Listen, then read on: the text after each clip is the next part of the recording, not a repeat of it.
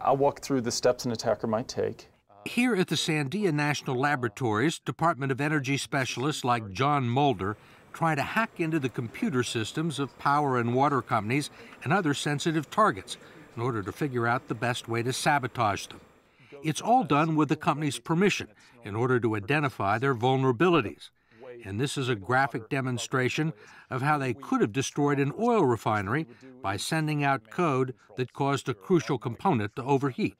The first thing you would do is turn it to manual control so that your automatic controls aren't protecting you. What would be your main target here? The heating element and the recirculator pump. If we could malfunction both of those, we could cause an explosion. How would you do that? The first thing we had to do was actually gain access to the network, and we've just got that as launch attack. And then we turn up the BTUs, and then we're turning off the recirculator pump.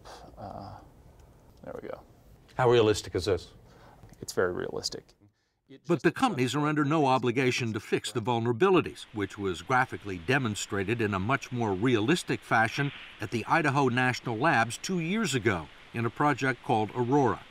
A group of scientists and engineers at the Department of Energy facility wanted to see if they could physically blow up and permanently disable a 27-ton power generator using the internet. If you can hack into that control system, you can instruct the machine to tear itself apart. And that's what the Aurora test was. And if you've seen the video, it's kind of interesting because the machine starts to shudder, it's clearly shaking, and smoke starts to come out. It destroys itself. And what would be the real-world consequences of this?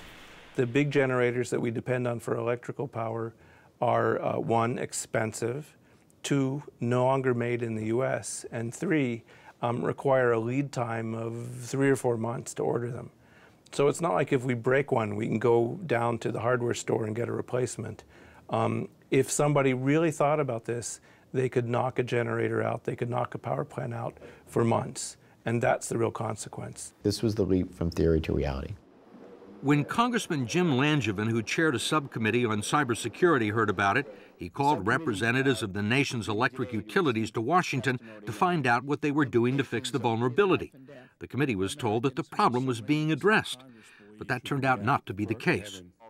At a subsequent hearing 7 months later, Langevin's committee members discovered that almost nothing had been done. What do you think we are, a bunch of jerks? They lied to Congress, and I was outraged. And they admitted lying to Congress. That's right. They admitted that they misled Congress, that they did not give accurate testimony, and they subsequently had to retract their testimony. Have they made any progress since you caught them out on this lie?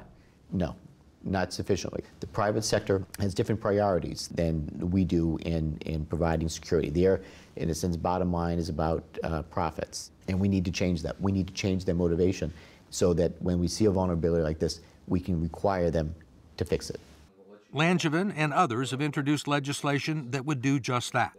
I look at this as like a pre-9/11 moment, where we identify a problem, we identify a threat, we know it exists, we know it's real, and we don't move quickly enough to fix the problem. What I'm worried about is because of so many competing priorities, so many issues that we have to deal with, we will not get focused on this problem until we have some catastrophic event. If the power grid was taken offline in the middle of winter, and it caused people to suffer and die, that would galvanize the nation. I hope we don't get there, but it's possible that we will.